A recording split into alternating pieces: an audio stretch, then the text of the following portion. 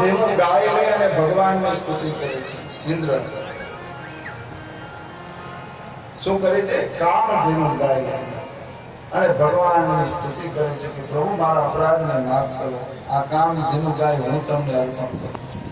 ભગવાનને કામધેનુના ગાયના દૂધથી નવડાવી ભગવાનનું પૂજન કરી અને ઇન્દ્ર ભગવાનની સ્તુતિ કરે. આજે પણ તમે જાઓ ગોકુળ, મથુરા અને વૃંદાવન, ગિરિરાજની 84 પરિક્રમા કરો. આજે પણ વૈષ્ણવ બધા પર્વતો પર દૂધ ઢોળે છે. જય હો. આજે પણ જાઓ તમે દૂધથી અભિષેક કરે. ઇન્દ્રએ કામધેનુના દૂધથી ગિરિરાજ પર્વતો પર અભિષેક કર્યો. આજે પણ જાઓ તો લાખો લીટરમાં દૂધ ત્યાં ઠલવાય છે.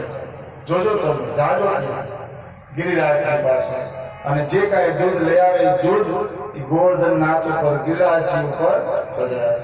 એટલે તો કીધું ને ગિરિરાજ ધરણ પ્રભુ